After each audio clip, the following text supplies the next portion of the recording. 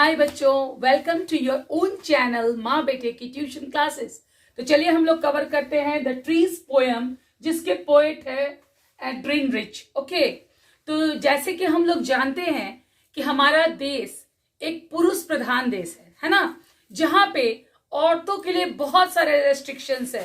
लेकिन आज जो समय चल रहा है वहां औरतों को बहुत ज्यादा छूट मिल चुकी है ना। लेकिन पहले के जमाने में औरतों को एक पर्दे के पीछे ही रखा जाता था। उनको बाहर निकालना यानी अपना इंसल्ट करना माना जाता था।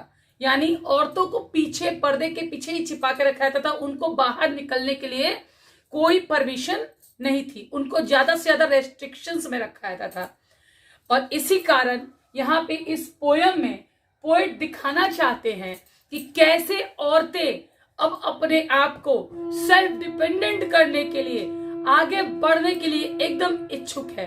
तो यहाँ पे ट्रीज पोयम के माध्यम से वह यह बताना चाह रहे हैं कि कैसे ट्रीज के बिना जो जंगल है वो पूरा का पूरा सन्नाटा छाया हुआ है। और जब ये ट्रीज बाहर निकलने के लिए तत्पर हो जाएंगी, जब ये ट्रीज एकदम बेचैनी से बाहर निकलने के लिए रेडी है, तो कल सुबह तक जब ये ट्रीज पूर्ण रूप से निकल जाएगी तो जंगल पूरा ट्रीज से हरा भरा हो जाएगा। यहाँ पे ट्रीज बताया जा रहा है, किसको आइडेंटिफाई किया जा रहा है? वुमेन को। ओके, यहाँ पे यह बताया जा रहा है इस पोएम के माध्यम से कि औरतें जो है वो फिजिकली एंड मेंटली प्रिपेयर्ड है, ताकि वो अपने आप को बाहर निकाल सके और समाज में अपना एक महत्वपूर्ण इमेज बना सके और अपने आप को साबित कर सके। तो चलिए हम लोग इस पोएम के माध्यम से ये समझते हैं कि ट्रीज क्या क्या प्रयत्न करती है घर से बाहर निकल के जंगल में जाने के लिए। तो चलिए रीड करते हैं हम लोग। The trees inside are moving out into the forest. जो ट्रीज अभी तक घर के अंदर मौजूद है वो अब बाहर निकलने के लिए पूरा एक्सर्शन दिखा रहा है, पूरा प्रेशर दिखा रहा है। The forest that was empty all this days, वह फॉरेस्ट जो इस समय तक पूरा एम्प्टी था, पूरा खाली था, है ना। Where no birds could sit, no insects hide, no sun bury its feed in Shadow. तो जहां पे ट्रीज नहीं होने के कारण कोई भी चिड़िया पेड़ पे बैठ नहीं पाती थी, कोई भी इंसेक्ट्स नहीं दिखता था, और ना ही कोई सूरज की रोशनी में ऑब्स्टेकल होती थी जमीन को पहुंचने के लिए। यानी कोई ट्रीज ही नहीं थी जो शैडो फॉर्म होगी। Okay, the forest that was empty all this nights will be full of trees by morning. तो वह फॉरेस्ट जो अभी तक पूरा एम्प्टी थी वो क्या हो जाएगी? मॉर्निंग तक उसमें पूरी ट्रीज फिल्ड हो जाएंगी। ओके, यानी that will be empty no more. वहां पे चारों ओर ट्रीज ही ट्रीज होगी। तो चलिए नेक्स्ट पैरा को कवर करते हैं। All night the roots work to disengage themselves from the cracks. तो पूरी रात जो पेड़ की जड़ें हैं वो काम कर रही है। उसके काम करने के चलते जो बरंडा का जो फर्श है ना, उसमें क्रैक्स आ गया है, दरारें आ गई हैं। ओके, ताकि वो लोग अपने आप को फ्री कर सके उस बरांडे से, उस घर से, और बाहर निकल सके। To disengage themselves from the cracks in the veranda floor, the leaves strain towards the glass, small twigs stiff with exertion. तो यहां दिखा रहा है बेटा कि जो लीव्स है वो पूरी कोशिश कर रहा है, पूरा एफर्ट्स लगा रहा है ग्लास को तोड़ के बाहर निकलने के लिए। और जो छोटे छोटे ट्विग्स है, जो छोटे छोटे ब्रांचेस है, वो पूरा प्रेशर दिखा रहा है ताकि एनी हाउ वो लोग अपने आप को फ्री कर सके। तो चलिए हम लोग थर्ड पैराग्राफ की तरफ बढ़ते हैं। I sit inside doors open to the veranda, writing long letters in which I scarcely mention the departure of the forest from the house. यहाँ पे जो पोएट है वो बोल रहे कि मैं वरांडा में बैठी हुई थी, लेकिन मैंने ट्री के डिपार्चर को अपने लेटर में मेंशन नहीं किया कि कैसे ट्री बाहर निकलती है। Okay, in which I scarcely mention the departure of the forest from the house. कैसे ट्री बाहर निकली घर से बाहर की तरफ, उसको मेंशन पोएट ने नहीं किया अपने लेटर में।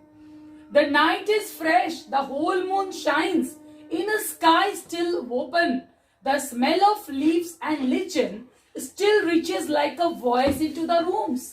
तो यहां बता रहा है बेटा कि नाइट जो है वो पूरा फ्रेश एंड क्लियर है ना, वहां पे मून एकदम चमक रहा है, शाइन कर रहा है, ओके। और जो स्काई है वो भी खुला आसमान दिख रहा है, ओके, पूरा खुला आसमान दिख रहा है। और जो लिचेंस जो काई होती है ना उसके स्मेल्स आ रहे हैं, okay. And still reaches like a voice into the room. जो स्मेल है वो ट्रीज का, पत्तों का, वो क्या कर रहा है, रूम में पहुंच रहा है, यानी उसके बाहर निकलने की जो आवाजें हैं वो गूंज रही हैं, वो पोएट को सुनाई दे रहा है, एहसास हो रहा है। लेकिन फिर भी वो अपने लेटर में उसके डिपार्चर को मेंशन नहीं करते हैं। My head is full of whispers which tomorrow will be silent. यानी मेरे दिमाग में बहुत सारी बातें चल रही हैं लेकिन कल यह शांत हो जाएंगी। क्यों? क्योंकि ट्रीज जो है वो अपने सही जगह पर पहुंच जाएंगी। और वो कहां पहुंचेंगी? फॉरेस्ट में, जहां पे वो एक एडेप्टेशंस का काम करेंगी बहुत सारे चिड़ियों के लिए, इंसेक्ट्स के लिए और जानवरों के लिए, ओके। नेक्स्ट हम लोग 4th पैराग्राफ की तरफ बढ़ते हैं। Listen, the glass is breaking, the trees are stumbling forward into the night. तो सुनो क्या हो रहा है, ग्लास की टूटने की आवाजें सुनाई दे रही है। और उस ग्लास, जो विंडो का ग्लास है या दरवाजे का ग्लास है, उससे क्या हो रहा है बेटा, ट्रीज जो है वो घर से बाहर निकलने की कोशिश कर रही है। स्ट्रम्बलिंग फॉरवर्ड, इसका मतलब क्या होता है, लड़खड़ाते हुए बाहर निकलना। रात में winds rush to meet them, जो हवा है उसको एम्बैरेस, मतलब गले लगाने की कोशिश कर रही है, okay. Now the moon is broken like a mirror. अब जब पेड़ फॉरेस्ट में पहुंच चुकी है, अपने रियल स्थान पर पहुंच चुकी है, तो क्या हो रहा है, जो मून की जो लाइट है उसको किससे कंपेयर किया गया बेटा, मून को मिरर से कंपेयर किया गया है। और जैसे मिरर टूटता है ना, वैसे मून का लाइट जो है वो चारों तरफ स्प्लिट हो जा रहा है। किससे? पेड़ से, है ना, पेड़ से और उसके शेड से स्प्लिट होके वो अलग अलग हिस्सों में बट जा रहा है। The moon is broken like a mirror, यानी अलग अलग स्प्लिट आउट हो जा रहा है मून की लाइट पेड़ के शेड से। Its pieces flash now in the crown of the tallest oak. जो ओक ट्री है वो कैसा है, लंबा लंबा है, और उसके जो पीसेस है वो क्या कर रहे हैं बेटा, चमक रहे हैं, फ्लैश कर रहे हैं क्राउन के रूप में, ओके।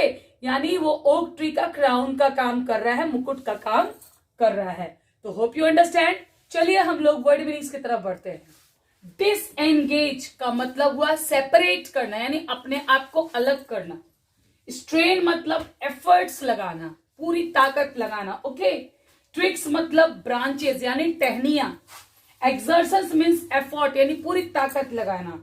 क्रैम्प्ड मतलब रेस्ट्रिक्टेड यानी रेस्ट्रिक्शंस करना, ओके, पाबंदी लगाना। बॉ मीन्स ब्रांचेस यानी डाली। सफलिंग मीन्स मूविंग यानी मूव करने की कोशिश करना, आगे बढ़ने की कोशिश करना। हाफ डेज्ड मतलब हाफ शॉक्ड यानी आश्चर्यचकित होना। क्रैक्स मतलब स्मॉल ओपनिंग, जो छोटा सा खुला हुआ जगह होता है ना उसको हम लोग कहते हैं क्रैक्स। स्कार्सली, स्कार्सली का मतलब क्या होता है बेटा, बेयरली, बेयरली मीन्स हार्डली, मुश्किल से, ओके। डिपार्चर मतलब यहां से लीव करने का जो प्रक्रिया है ना, मूव करने का, यहां से हटने का, उसको बोलते हैं डिपार्चर यानी लिविंग। लिचन मतलब क्या होता है बेटा, क्रस्टी पैचेस यानी काई को बोलते हैं हम लोग। विस्पर्स मतलब क्या होता है, मरमर, मरमर मीन्स क्या होता है बेटा, कानाफूसी करना, okay. Stumbling, stumbling means falling, falling यहाँ पे आराम से फॉल करना नहीं, वो लड़खड़ाते हुए गिरना, ओके, उसको हम लोग बोलते हैं स्टम्बलिंग। ये हम लोग फिगर ऑफ स्पीच की तरफ बढ़ते हैं। तो बेटा ट्रीज जो पोएम है उसमें मेटाफर का इस्तेमाल किया गया, क्यों? क्योंकि इसको कंपैरिजन दिखाया गया किसके साथ, वुमेन के साथ, लेकिन कंपैरिजन को डायरेक्टली दिखाया नहीं गया, उसको इंप्लाई कर दिया गया, okay, that is metaphor. Second figure of speech हम लोग देखेंगे कि इमेजरी का इस्तेमाल किया गया, ओके। यहाँ पे दिखा रहा है कि ट्रीज बाहर निकलने की कोशिश करे, दैट इज इमेजरी।